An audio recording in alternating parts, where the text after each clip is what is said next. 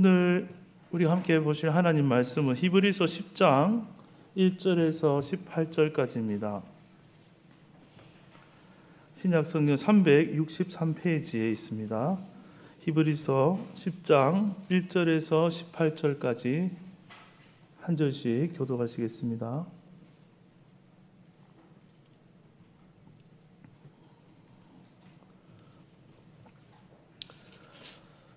제가 먼저 1절 읽겠습니다. 율법은 장차 올 좋은 일의 그림자일 뿐이요 참 형상이 아니므로 해마다 늘 드리는 같은 제사로는 나오는 자들을 언제나 온전하게 할 수 없느니라.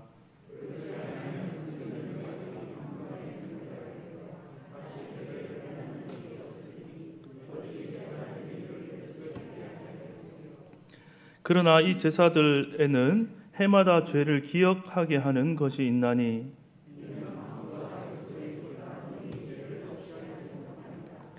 그러므로 주께서 세상에 임하실 때에 이르시되 하나님이 제사와 예물을 원하지 아니하시고 오직 나를 위하여 한 몸을 예비하셨도다. 이에 내가 말하기를 하나님이여 보시옵소서 두루마리 책에 나를 가리켜 기록된 것과 같이 하나님의 뜻을 행하러 왔나이다 하셨느니라.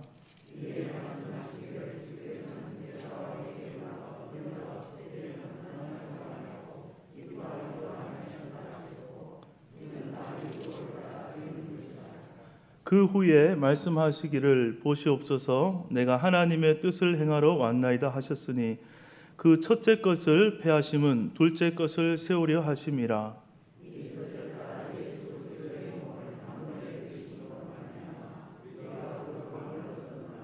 제사장마다 매일 서서 섬기며 자주 같은 제사를 드리되 이 제사는 언제나 죄를 없게 하지 못하거니와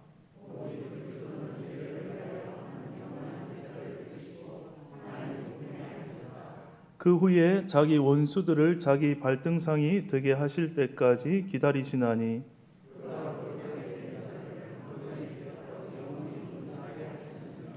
또 성령이 우리에게 증언하시되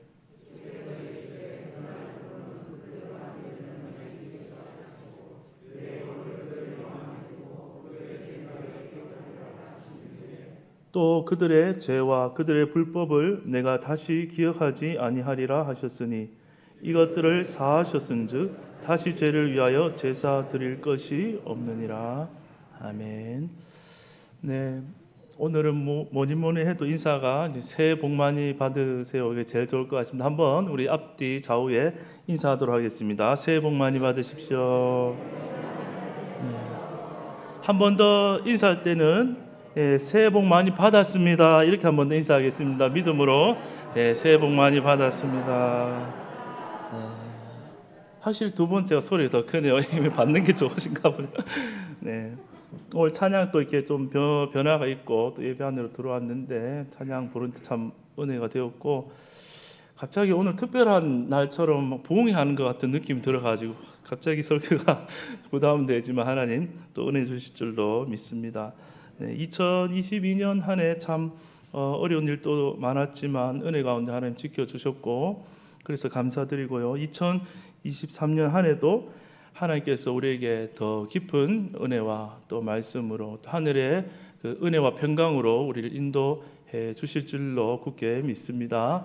이 믿음 가운데 승리할 수 있는 올 한 해가 되기를 주님의 이름으로 축복합니다. 우리 히브리서 말씀 우리가 오후 시간 제가 설교할 때마다 쭉 해왔는데요. 히브리서를 우리가 읽어보면 끊임없이 뭔가 했던 말을 또 하고 했던 말을 또 하고 또 이제 그런 느낌이 들어요. 히브리서 읽어보면. 그래서 저 김순남 목사 했던 설교를 또 하고 했던 설교를 또 하고 있는 거 아닌가 그렇게 생각이 될 수도 있는데 사실 읽어보면 비슷한 표현으로 반복 강조가 되고 있습니다. 그런데 비교를 계속 하는 두 가지가 있는데요. 구약과 신약을 끊임없이 비교합니다. 오늘은 그 비교를 이렇게 한번 표현하면 좋겠습니다. 율법적 신앙생활과 복음적 신앙생활이 어떻게 다른지에 대해서 오늘 본문을 통해서 함께 나누고 말씀을 마치려고 합니다. 그만큼 이 히브리서에 반복적으로 말씀이 계속 나온다는 것은, 반복은 무엇이죠? 강조지 않습니까? 중요하다는 것입니다. 왜 그러냐면 복음을 한번 들었어도 그 복음이 우리 마음에 확 한 번에 이렇게 깨달아지지 않고, 우리의 태어난 이 사고 구조가, 우리의 머리의 사고 구조가 태어날 때부터 사람은 죄인으로 태어났지 않습니까? 그 말은 다른 말로 하면 율법적으로 그 사고를 가지고 태어났다고도 그렇게 표현을 할 수가 있을 것 같습니다. 그래서 말씀을 한번 듣고 복음을 듣고 아멘 하고 그 자리에서 감동을 받아도 다시 너무나 쉽게 우리는 그 우리의 율법적 사고로 돌아가 버리는 것이죠. 그래서 우리는 계속 진리의 말씀을 우리 귀로, 마음으로, 심령으로 들을 필요가 있는 것 같습니다. 그러면 그 말씀이 항상 우리의 잘못된 그 사고를 고쳐지고 말씀이 우리의 생각을, 마음을 씻어주게 되는 것이죠. 또 그 말씀이 빛이 되어서 우리 자신의 그 속사람이 어떠한지를 비춰주는 겁니다. 그러면 하나님을 곧다시 잊어버리고 내가 주인이 되어서 살아가는 내 모습이 무엇인지 말씀이 나에게 말씀을 또 해주시는 것이죠. 그러면 이 내가 주인된 옛사람으로 살면 안 되는구나를 깨닫고 다시 누구를 주인으로 모십니까? 내 안에 와 계신 주님, 성령님을 정말 주인으로 모시고 다시 그 말씀을 통해서 새 사람으로 살아가도록 그렇게 되는 것입니다. 우리가 올 한 해 계속해서 또 오전마다 또 오후마다 새벽마다 이 진리의 말씀을 들을 때마다 이런 말씀으로 씻겨지고 우리의 생각과 마음이 새로워지는 그러한 놀라운 역사가 우리 마음에, 또 그 열매가 삶에 나타날 수 있기를 주님의 이름으로 한 번 더 축복드립니다. 아멘.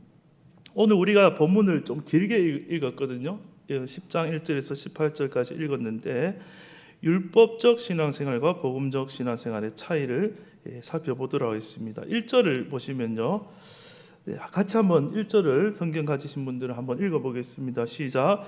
율법은 장차 올 좋은 일의 그림자일 뿐이요 참 형상이 아니므로 해마다 늘 드리는 같은 제사로는 나오는 자들을 언제나 온전하게 할 수 없느니라. 여기 보면 재밌는 그런 비유를 했습니다. 율법은 장차 올 좋은 일의 그림자다. 이 그림자는 그 실체와 모양이 닮았습니까? 안 닮았습니까? 닮았겠죠. 하지만 우리의 그림자와 우리가 완전히 다르듯이 이것은 다르다는 것입니다.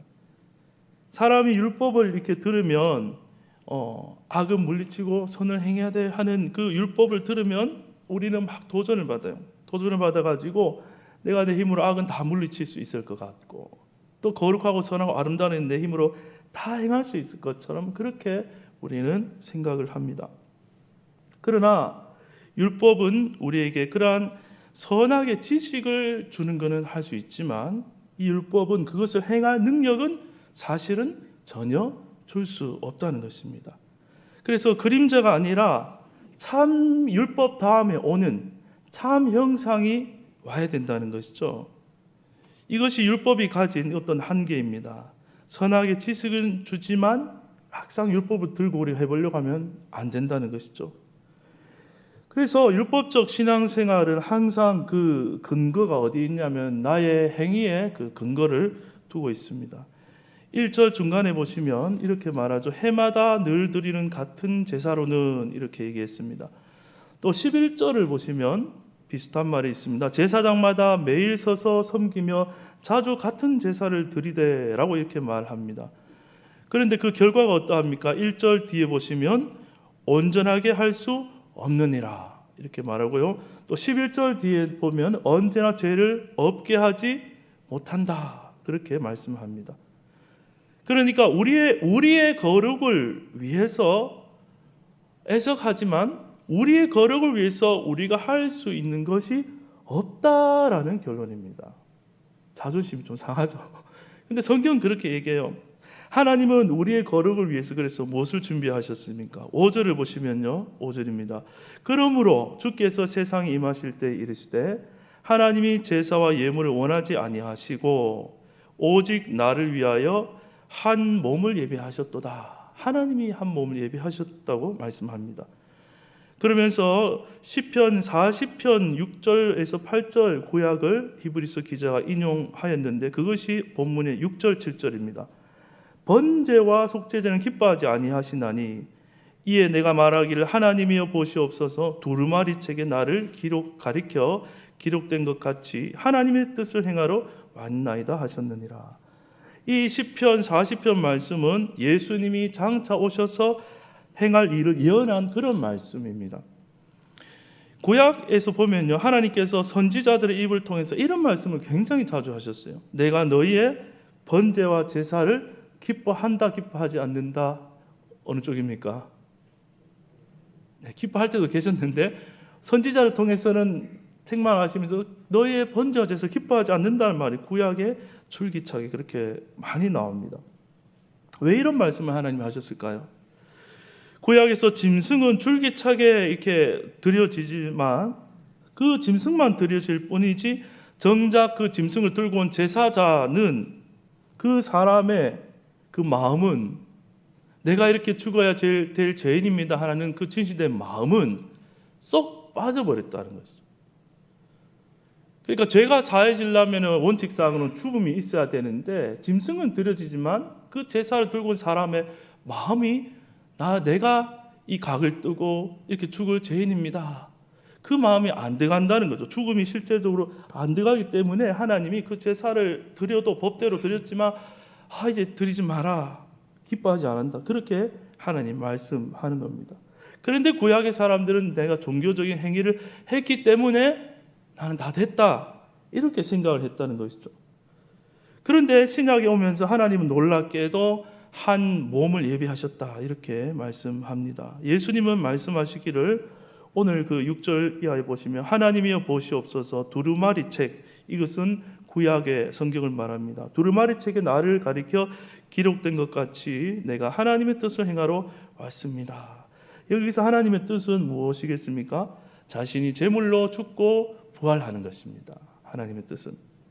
그러니까 율법의 제사가 아니라 이제는 한 몸으로서 예수님의 몸으로서 복음의 제사를 드리러 하나님의 뜻을 제가 이루드리러 왔습니다 하는 구약의 예언의 말씀을 히브리서 기자가 들고 온 것입니다.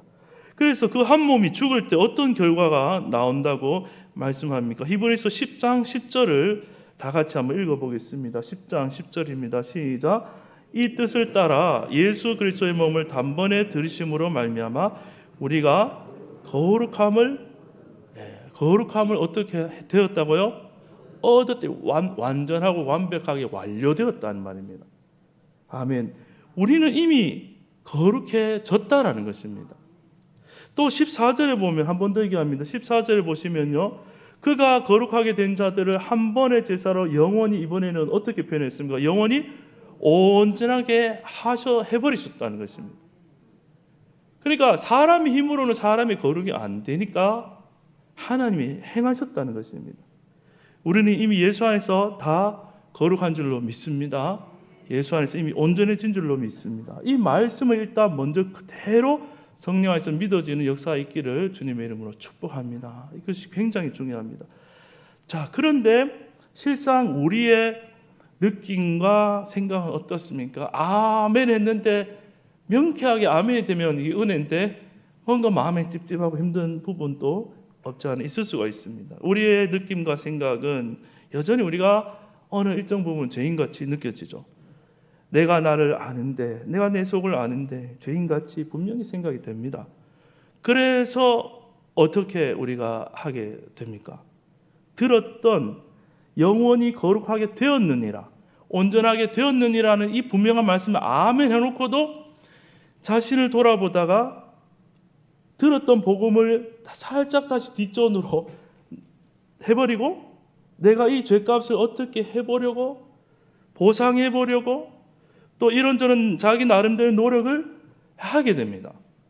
그러나 그것으로는 결코 우리가 거룩에 이르지 못한다는 것이죠. 여기서 율법적 신앙생활과 이 신약에 온 복음적 신앙생활의 결정적인 차이가 무엇이냐 하면 율법적 신앙생활은 거룩하지 못하다에서 출발하는 것입니다. 하지만 복음적 신앙생활은 이미 거룩하다, 온전하다에서 출발한다는 것입니다. 우리의 거룩과 온전함을 위한 것은 우리가 마련하는 것이 아니라 하나님이 예수 그리스도를 통해서 이미 다 완성하셨다는 이 복된 소식으로부터 우리의 신앙생활이 반드시 출발해야 된다는 것입니다. 그래서 이것은 우리의 신앙에 난중에 있을 완성이라고 자꾸 생각하면 안 되고 출발점으로 잡아야 되는 것입니다. 우리는 이 복음의 말씀을 계속적으로 듣고 아멘, 아멘 할수록 우리 속에서 거룩이, 하나님이 주시는 거룩이 자동적으로 나오게 된다는 거죠. 그것이 이제 성령의 열매가 된다는 것입니다. 여기까지 우리가 이 말씀을 들으면 또 우리 안에 이런 궁금증이 생깁니다. 아니 그러면 이미 완전하게 거룩해졌다라고 그렇게 말씀하신다면 우리는 그럼 죄를 안 짓게 된다는 말입니까? 그런 질문이 생기고요. 또 우리 삶에 죄가 있고 엉망진창이면 그래도 체면에 우리가 다시 그 죄를 위해서 해결을 위해서 노력해야 되는 거 아닙니까? 이런 의문들이 우리에게 들 수가 있습니다. 이것에 대한 답도 물론 오늘 말씀 가운데 나와 있습니다. 물론 우리는 복음에 아멘하고 해도 다시 죄를 지을 수 있습니다. 충분히 그럴 수 있습니다. 복음 안에 거하는 사람이라고 우리가 생각하면 자꾸 어떤 율법적으로 완벽한 사람을 우리는 자꾸 생각한다는 것이죠. 그것이 우리 율법적인 사고를 가진 우리의 자동적인 생각이기 때문에 우리가 거룩하다 그러면 내가 다시는 죄를 안 짓는 그 모습을 자꾸 먼저 떠올린다는 것입니다. 그러나 그렇지가 않습니다. 예수님이 십자가에서 그 한 몸을 들여서 다 사했지만 우리 몸에는 여전히 죄의 유혹과 어려움이 실제적으로 있습니다. 우리는 여전히 죄에 대해서 이길 능력이 없고 연약합니다.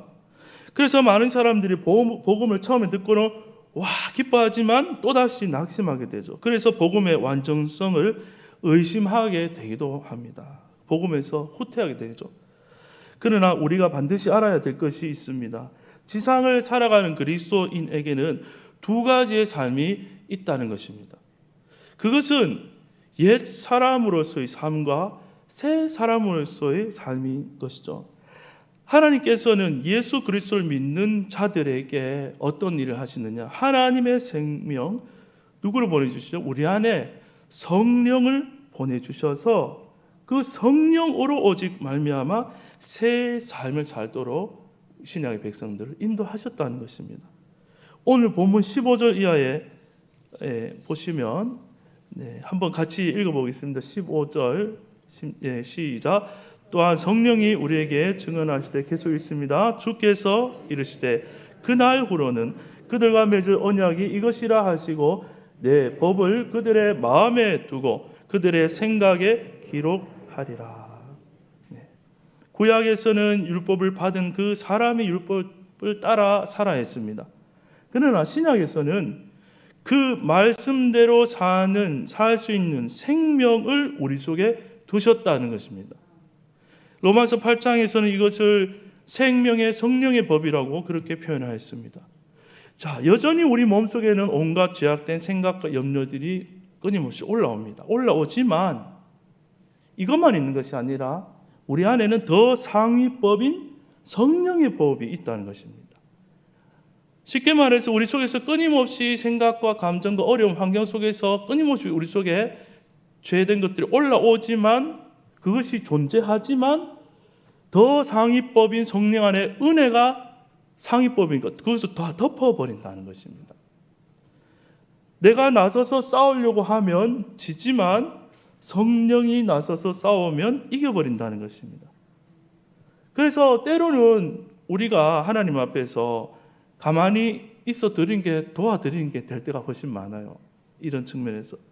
왜냐하면 내가 이길 수 있습니다 이렇게 하는 게 아니라 내 안에 계신 주님은 이길 수 있습니다. 내 안에 계신 성령님은 이길 수 있습니다 하고 맡겨드려야 돼요.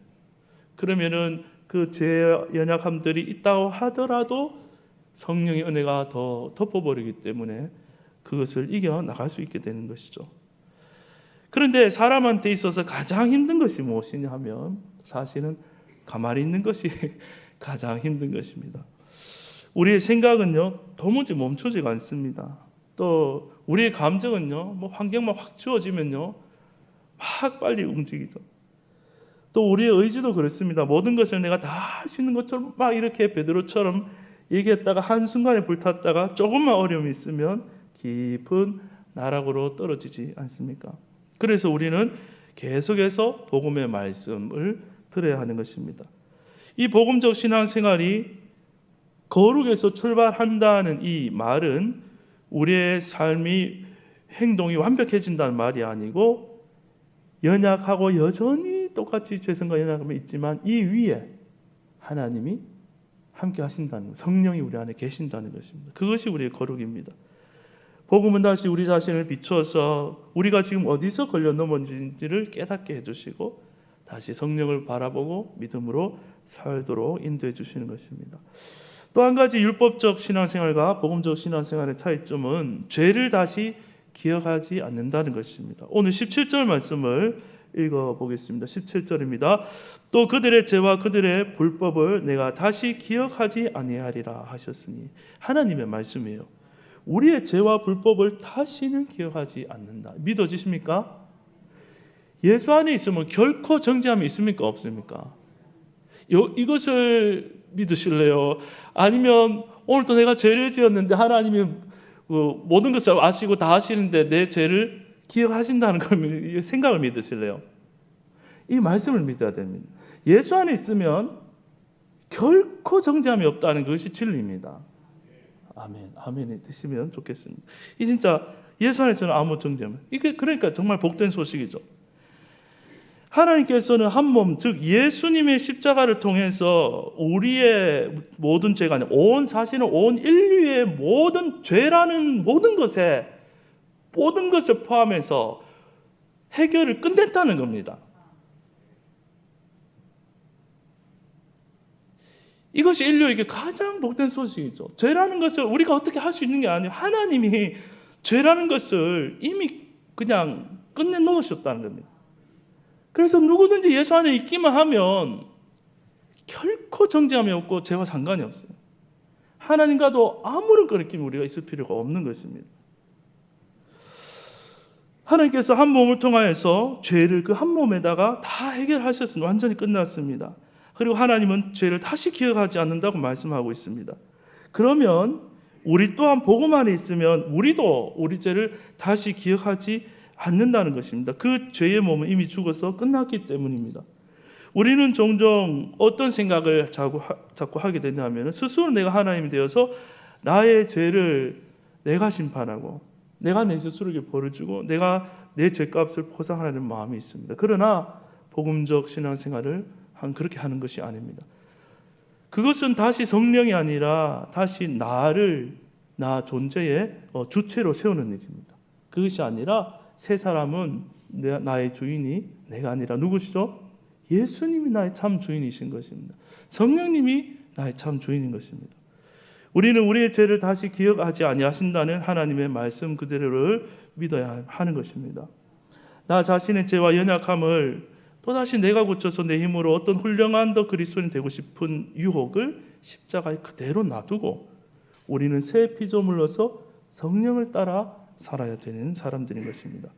끝으로 율법적 신앙생활과 복음적 신앙생활의 차이는 우리가 예수 그리스도 안에서 이제는 안식하는 삶을 산다는 것입니다. 18절을 제가 읽어보겠습니다. 이것들을 사하셨은즉 다시 죄를 위하여 어떻게 말씀했습니까? 제사 드릴 것이 없느니라. 제사 드릴 것이 없다는 말은 율법이 이제 멈춰졌다라는 것입니다.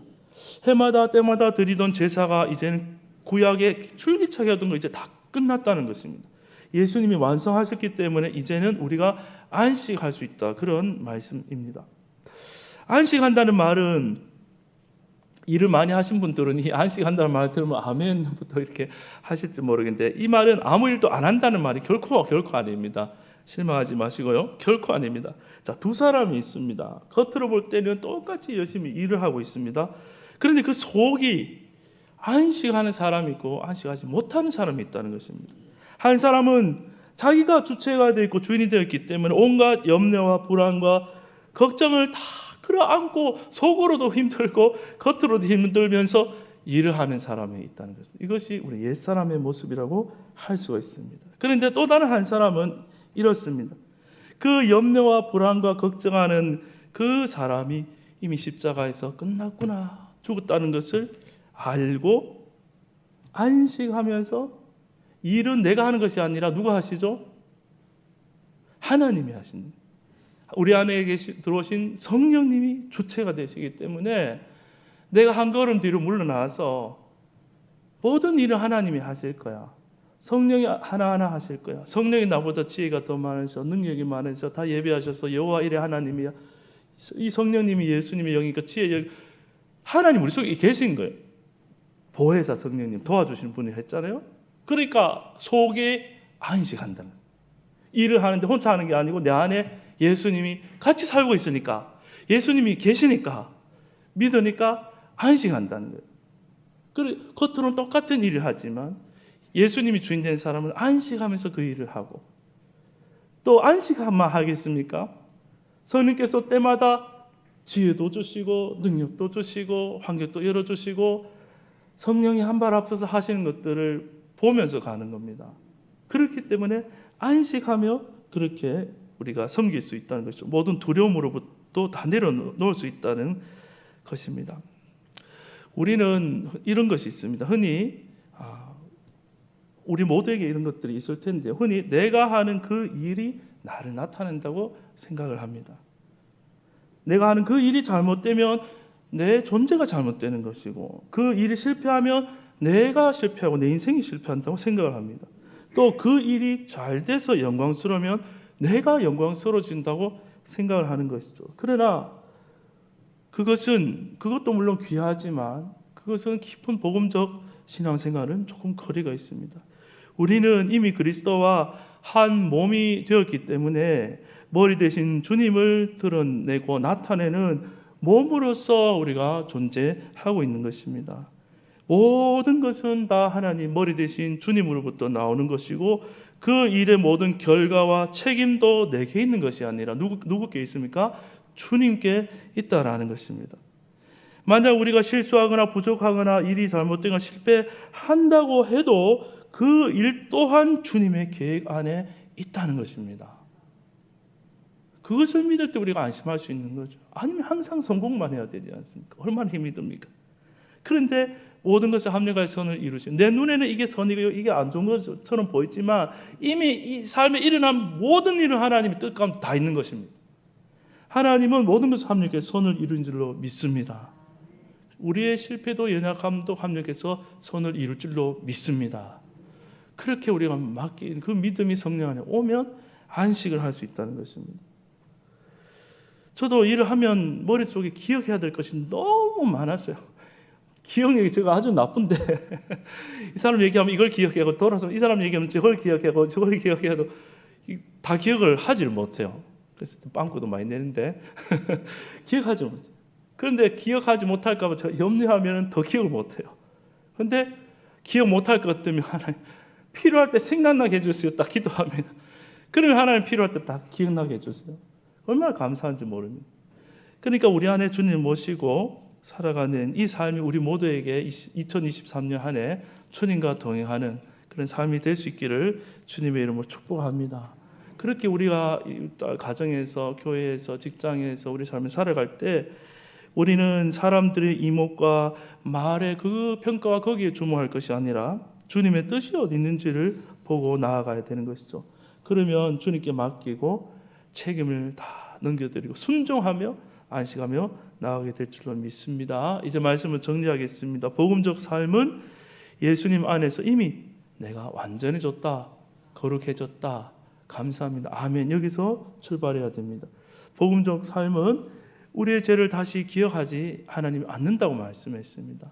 나도 나의 연약함을 자꾸 내 힘으로 헌집을 고치려고 거기에 붙들려 있지 마시고, 그건 그대로 끝났으니까, 이사 갔으니까 연약한 죄를 인정하고 내버려 두고 성령 안에 새집에서 성령 바라보면서 나아갈 수 있기를 바랍니다. 복음적 삶은 예수 그리스도 안에서 안식하며 사는 것입니다. 여러분 연말 연초 바쁘고 힘들 텐데 겉으로도 일하면서 속으로도 힘들지 마시고 겉은 순종해서 하나하나 하지만 하나님이 다 하실 줄 믿고 주님과 동행하면서 안식하면서 그 일을 감당할 수 있는 한 해가 될 수 있기를 다시 한번 주님의 이름으로 축복합니다. 기도하겠습니다.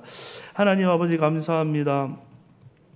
복음은 복된 소식이라고 했는데 하나님 우리 마음 가운데 정말 최고의 복된 최고로 기쁨을 주는 복된 소식이 맞는가 우리 마음 가운데 다시 한번 새겨봅니다. 예수 그리스도를 통하여 모든 죄의 문제를 해결하심을 믿습니다.